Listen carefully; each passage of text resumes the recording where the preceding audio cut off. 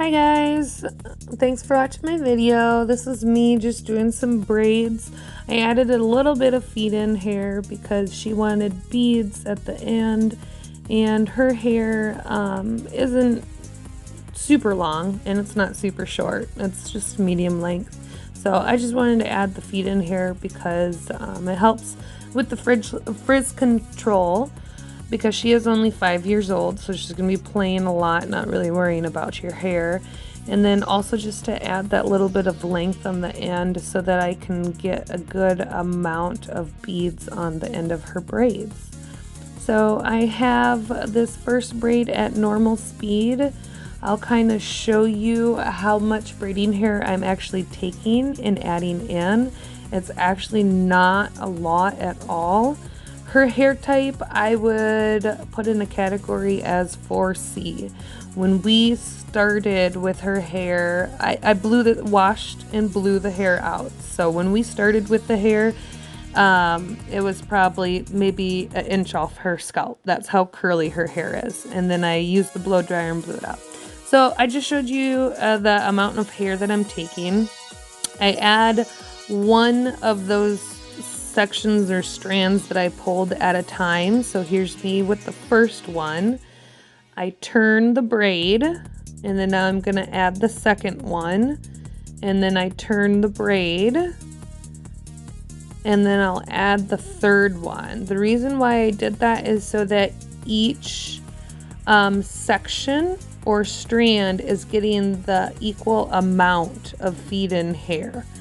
Now I don't add in any more hair after this. If you were doing truly feed-in braids and you wanted them bigger and thicker, then you would keep adding the feed-in hair as you go along with the braid. But for her, I'm just adding it in the beginning, and it's long enough to go past her natural ends. So, and again, we are putting beads at the end of her braids on this. So it really doesn't matter if it smoothly goes from her natural hair into the feed-in hair down at the end or the tail of the braids, because it's going to be covered up with beads anyways. So, and now I just kind of fast forwarded me braiding and getting through the hair. And I'll slow it back down once you guys see me putting the beads on, and then I'll give a little description on how I string the beads on to her braids.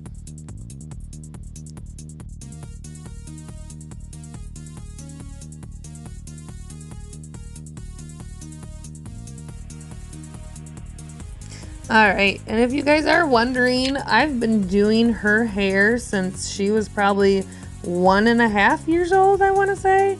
Well, I'm not too sure, but I would call it hair training. If you guys see how well she is sitting and she moves her head however I need it, that is all part of the hair training and consistency and getting her hair done. She absolutely loves getting her hair done, from the wash to the blowout to the braids to the beads.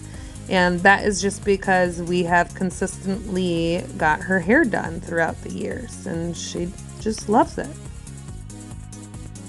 Don't think that when we started braiding her hair, though, that she was this way.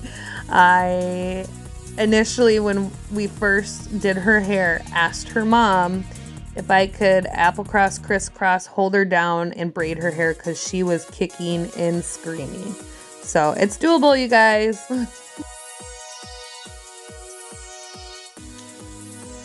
Alright, so now I have a bead threader, and I'm literally putting the hair through the loop or the opening that you see. I'm folding the hair, pulling it through, sliding those beads to the top, and you just slide them onto the braid, and then you pull the threader through.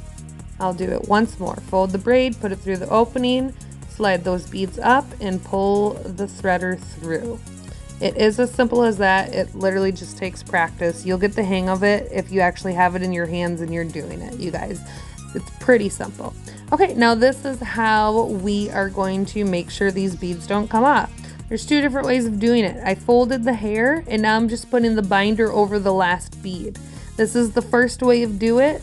doing it. The second way is a little bit more secure here, and this is the way that I do it usually all the time. So you're going to take the rubber band and you wind it around once, twice. Now take a bead down, fold the hair over the bead, and then now you're going to wind it around that bead over and around until you run out of room on the rubber band. And then you're just going to clip off that hair. That is nothing of her natural hair. That is all the braiding hair. Like I said, this hair was long enough to go far beyond her natural length. So I am not cutting her natural hair at all. This is all feed-in hair that I'm just cutting off. And boom, here we are done with the style. We did a mohawk with some bangs, is what I would describe it. Of course, she's shaking her beads. That's her favorite part, is once she's all done. She likes to hear the beads. So awesome. If I can help you guys out with anything else, let me know, any questions or anything. Other than that, thanks for watching my video. I hope you enjoyed it, and feel free to slow it down, rewind, repeat, and practice. Thanks, guys.